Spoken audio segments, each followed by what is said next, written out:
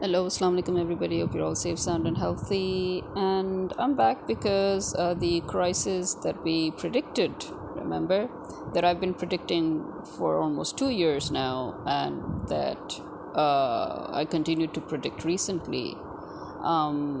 It's actually happening.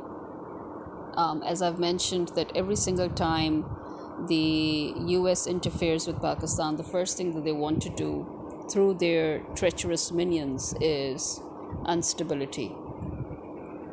Instability in any country is fundamental in order to create a situation for other countries to dominate that country or to invade that country.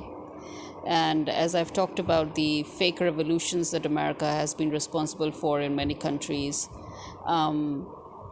the failed fake revolutions that it has been responsible for in Iran, the toppling of governments, the creation of shortages of staple products and items and subsidized items, and the artificial shortage of basics, basically, of basics of life, including food. Now, imagine a country that is so self sufficient in food that it actually exports most of what it grows or what it produces. Now, imagine that that country could actually face food shortage. That in itself should tell you that there is a conspiracy going on.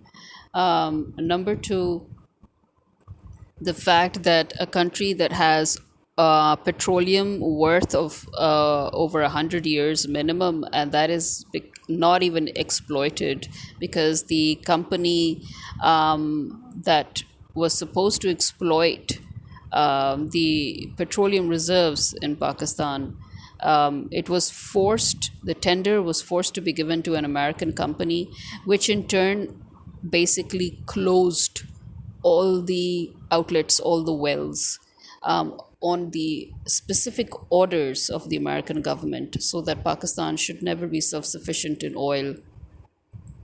So Pakistan basically has been paying this American company to exploit oil, and this American company has been taking orders from the American government to close all the wells after opening them up. On the other side, we have 200 years worth of natural gas, and suddenly the sui gas people are announcing a shortage of gas.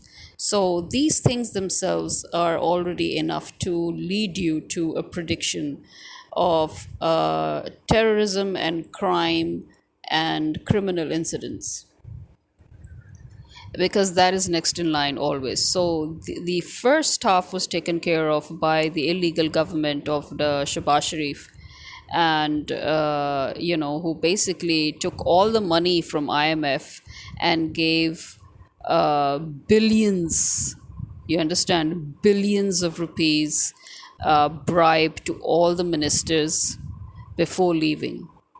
So, as I said before, not a single cent of whatever money they take from the IMF is ever spent in Pakistan. And that is because the IMF also knows that all that money that it is giving to these people is not for the country, it's not for development purposes, but it is basically America paying its minions to keep up the good work of treason. And what better way to ensure the downfall of a country than to put traitors in the topmost positions of that country, which is the army, the establishment, the bureaucracy. And these are the three institutions in Pakistan that now we need to obliterate. We have no choice, but we need to obliterate these institutions completely, because their very foundations are rotted. As I said many times before, we need to remember that before leaving Pakistan, before leaving India, the British planted their traitors in all the strategic positions within the army, within the establishment, within the bureaucracy. And that is how they have ensured all their former colonies to remain one way or the other uh, under them, in the sense that we can never come out of that shadow. We can never be truly independent. We can never be truly sovereign states. We are sovereign states in name only, on paper only, but not as functioning states. And as we know that in, I think it was the 54 conference where Britain officially handed over these duties to America to take care of all of this shit.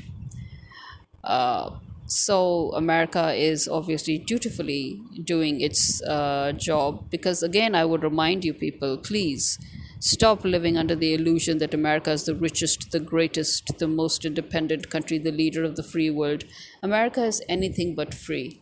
America cannot be the leader of the free world because America itself is not free. America is also still very much a colony of Britain. Why else would they be following the British agenda till date? Similarly, America is not the richest country. Just by printing US dollars, you cannot become a rich country. You're just superficially raising the worth of your currency, but your currency is actually worthless. It is actually completely worthless. And that is why actually America has been constantly creating wars and terrorism incidents in different countries, because these are those countries that do not want to continue trading in US dollars. They want to trade in their own currency, or they want to trade in gold, and they want to trade in other things that they can use that are more beneficial, more advantageous to their countries, as opposed to the American US dollar, which is only beneficial to the the American government. I wouldn't even say the American economy, because actually America is it is actually if you look at it very carefully, this is actually designed to be even more detrimental to the American economy.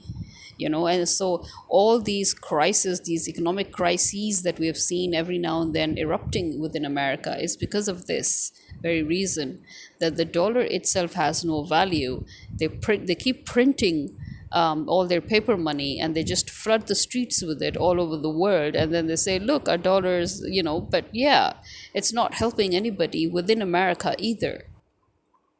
It's just helping the American government and the American establishment, really.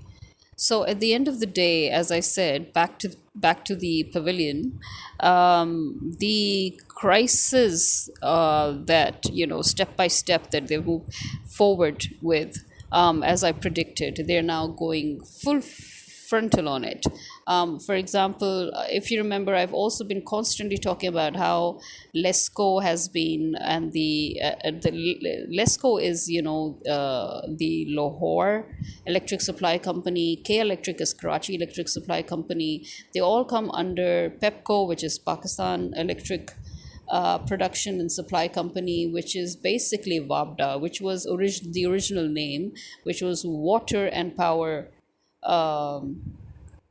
Company. So it was basically WAPDA was the Water and Electricity Production Authority, or something of the sort. I forgot the actual name, but I guess it was something like that. Anyway, so the WAPDA, which later on decided to call itself PEPCO, and then all these, BS of LESCO and K Electric and stuff started. It's still, to all of us, it is still WAPDA, okay? So basically, as I said before, WAPDA is always responsible for the actual loot, the actual plunder, the actual thieving, okay, the actual stealing from the public whenever the illegal government or the army or the establishment is up to something. And as I've also mentioned many times, that the illegal government, as soon as they came, they targeted those of us who have solar panels, those of us who produce electricity, and we sell electricity to the Pakistani government.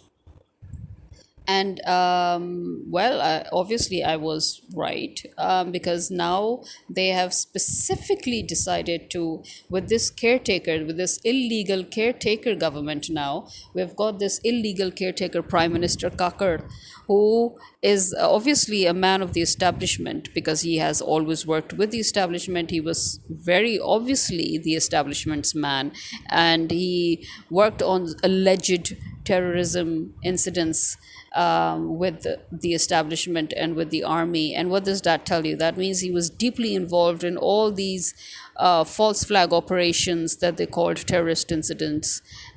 So he obviously was their man, and that is why he became the caretaker prime minister. He was brought in to further their plans to further destroy Pakistan. And what better way than to attack the citizens? They are not just physically attacking the citizens, as we all know. They have kidnapped people, they have raped people, they have killed people. You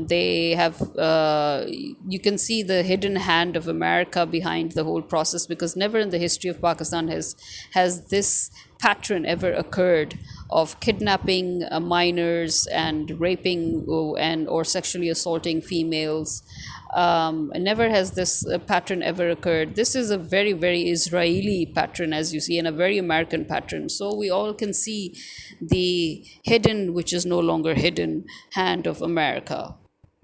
And as we continue to move forward, we see that now they've decided to attack those who have solar panels. So as I said before, we are already producing electricity, and then we're selling that electricity to the government, and the government is stealing from us said electricity. Why? Because we're not really selling the electricity to them anymore. During Imran Khan's government, we actually sold electricity, and it was unit to unit. It had nothing to do with money. As many units you sold is as many units you got in return, right?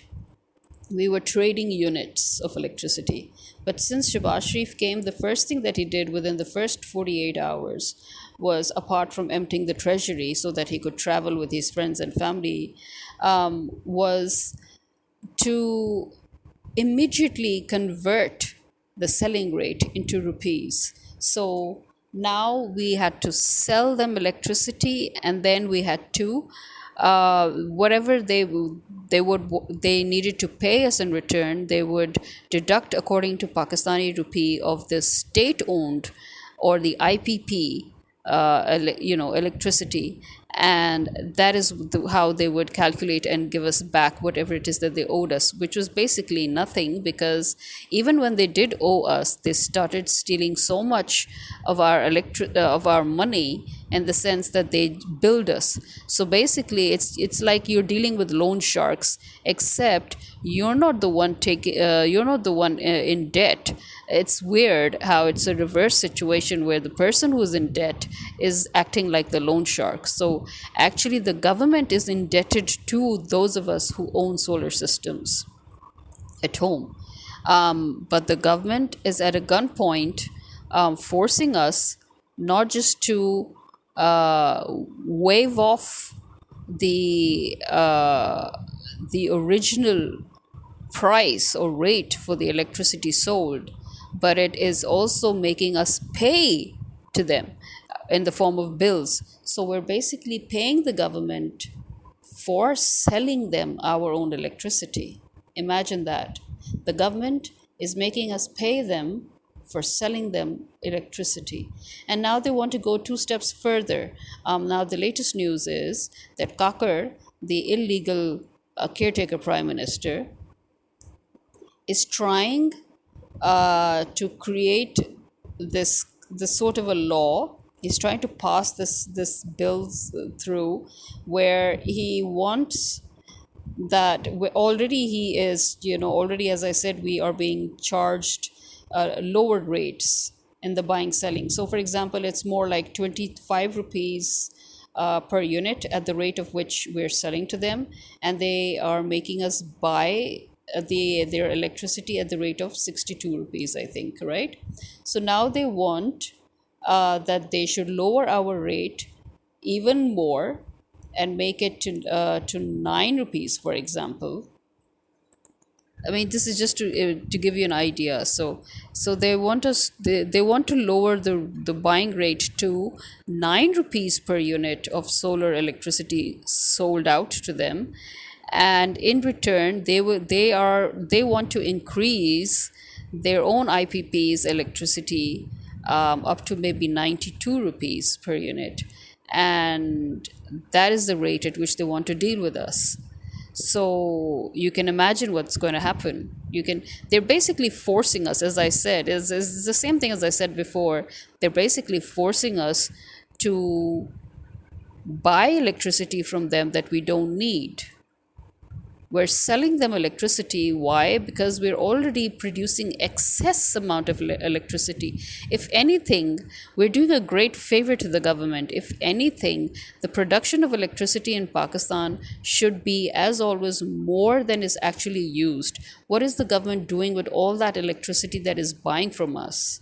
Why is the government still moaning about how we have electricity shortage?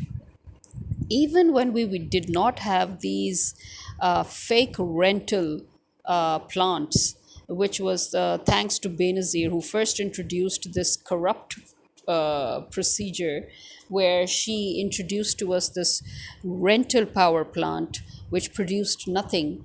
But because it was a rental power plant, so now we had to pay them rent for not getting any electricity.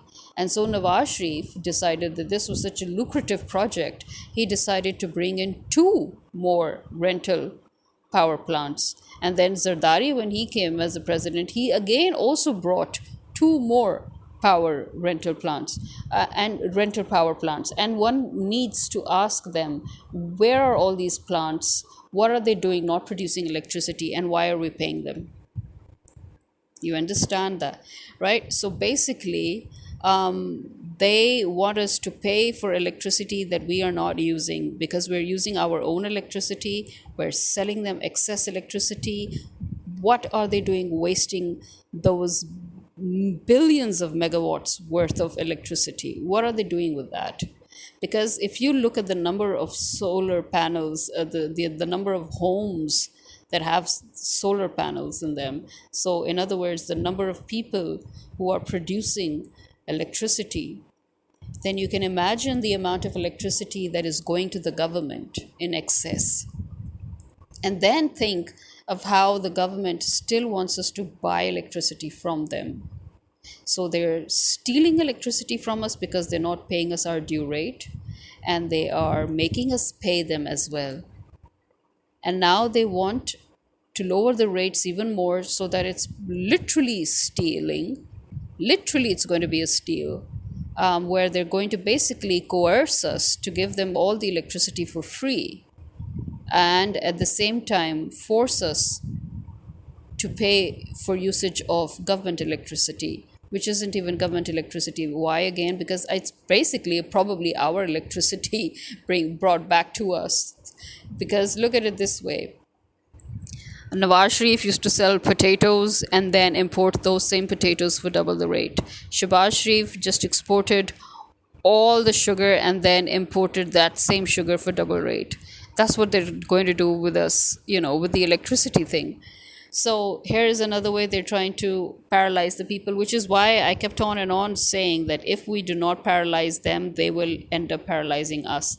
I have been saying this for the past 16 months now, and people that's why I keep on saying people are late coming out in the streets now. They're a bit late, but even now, they could have paralyzed the whole country in 24 hours, but the people did not do so. They did a partial paralysis, and that doesn't work.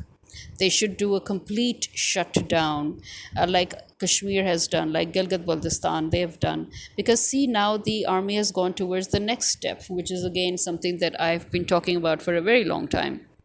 That whenever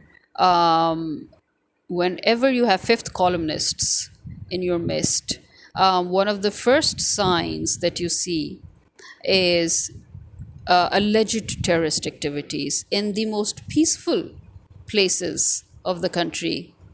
So now suddenly we are hearing of so-called Taliban overtaking villages in Chitral and in Kailash and in those valleys.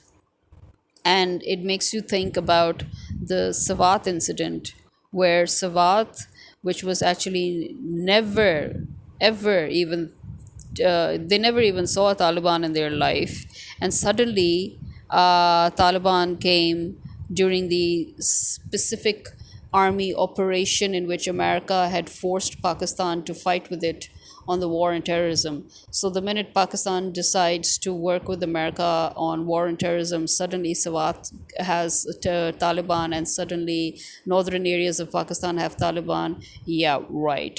I mean, we could see right through that farce. But unfortunately, the American people and the European people were so stupid, because they're so brainwashed by their media. They have no alternative media. They believe all that fabrication and all that fake news. And obviously, it's only now that they've woken up to reality. But as I said, sometimes it's just too late.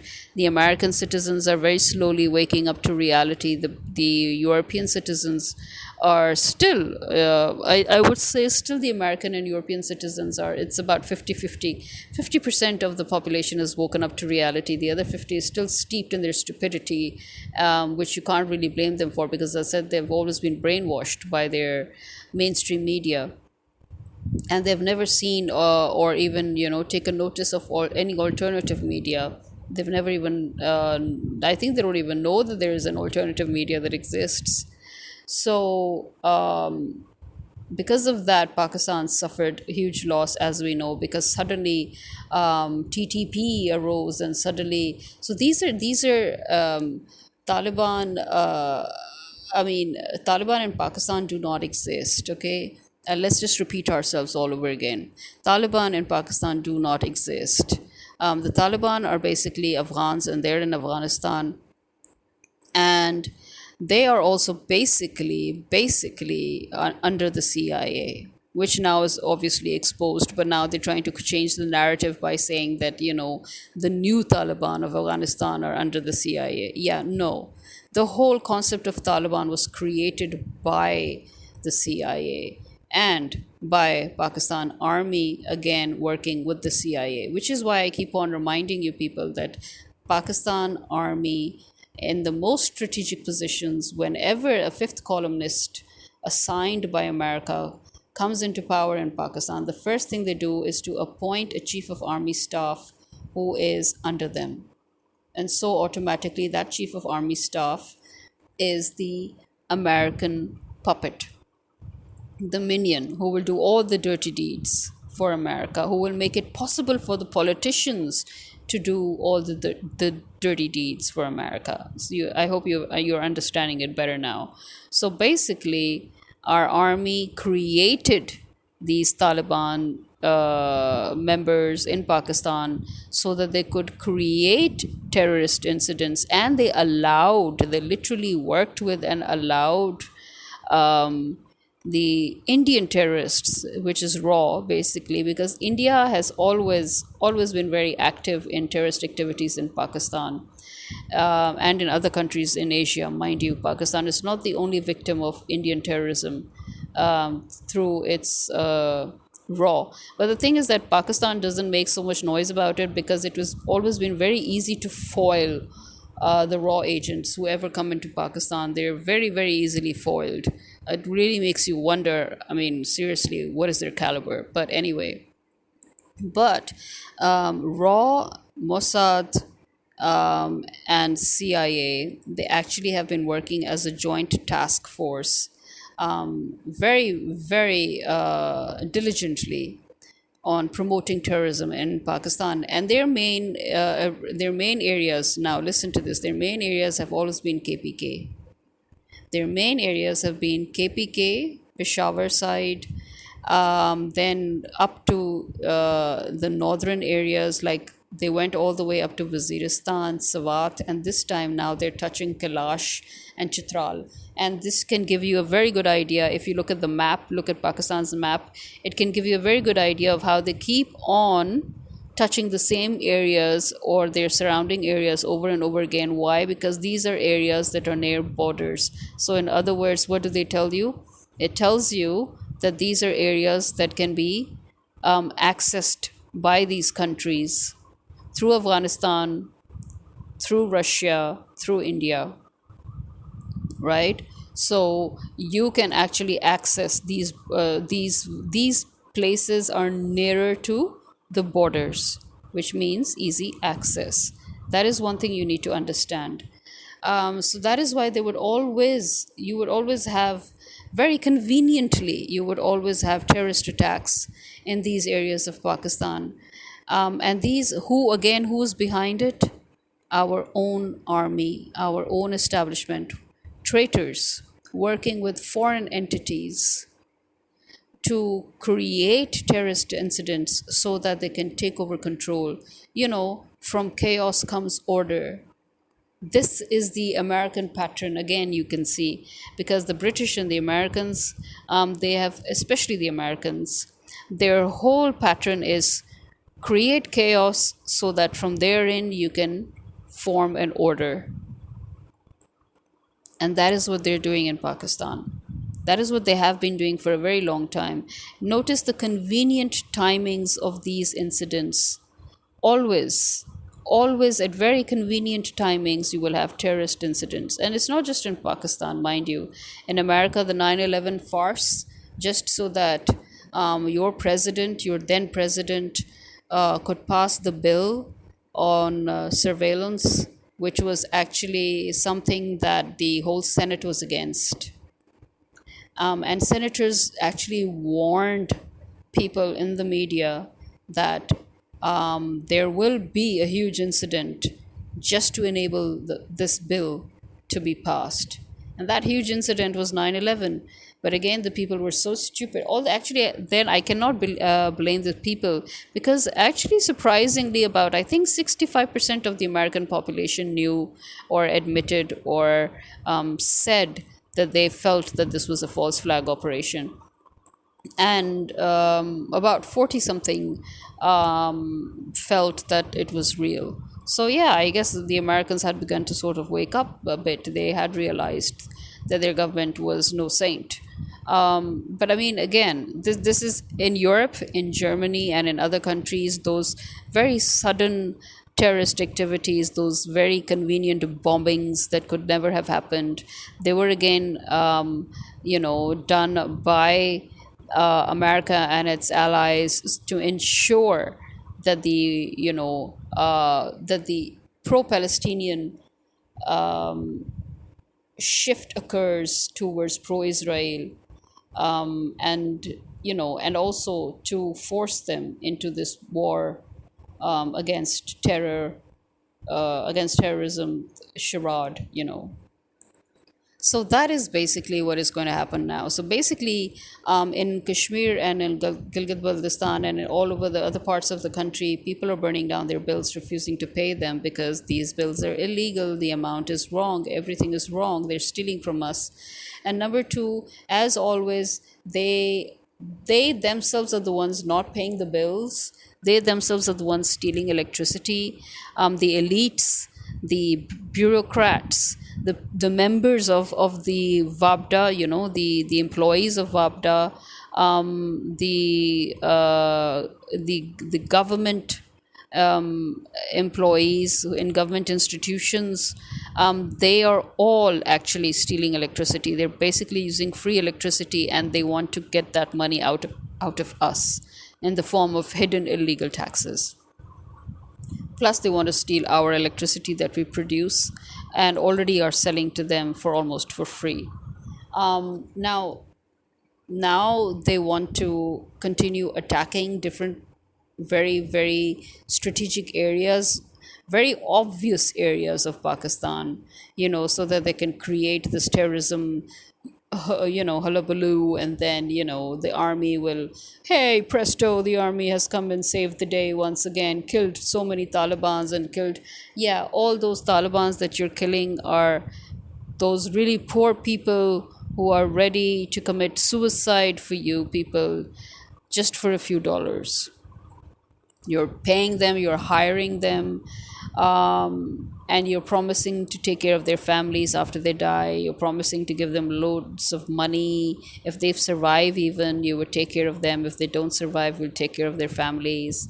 So yeah, that is what is going on. People are just being hired to act as terrorists, with the promise of a few dollars. So that is how it's always been. That is how it is today. That is how it will always be. Again, as I said, it's not just Pakistan. If you look very carefully in other countries, that is exactly what's going on. Except in other countries, together with the with hiring of local people living below poverty. There are also obviously the those under the CIA umbrella, or under other CIA allies, you can say, intelligence agencies, their umbrellas. So you've got that going on, and that is why it's always very miraculously solved also. So as I said before in my last podcast, that we will see which crimes are going to be committed. We're going to see how suddenly certain crimes are going to be exposed as if they're new, but they're actually decades old. But they're going to make a big fuss out of those crimes, and then they're going to make an even bigger fuss showing that how they've curbed those crimes. And I told you that we will also predict, terroristic incidents. And as you can see, they have started. How far they're going to take them, because people are not believing them. Obviously, the people of Pakistan actually do not trust. We do not have blind trust towards our government or institutions, unlike other so-called developed countries where they seem to just fall for every lie, hook and sinker. But not in Pakistan. In Pakistan, people are very skeptical. So people are not buying it. And the more people are not buying it, I'm afraid the more the army and the establishment and the illegal government are going to push on with more desperate measures. This is why I would again call out to the people and say, please, do not just protest, do not do a partial shutdown, do 100% complete shutdown of the country, do 100% complete paralysis, because we need to cripple the army right now. We need to cripple the government. We need to cripple them all, because they are all traitors. We remember, we are the masters, they're the servants. We need to remind them their place. We need to remind them that they do not own the state and they are not the state. We own the state and we are the state. They are our servants, and if they cannot do their jobs, they need to be eliminated. So here's to hoping for a miracle, although to be very honest, I don't see anyone coming anytime soon. This is me signing out. Khuda Hafiz.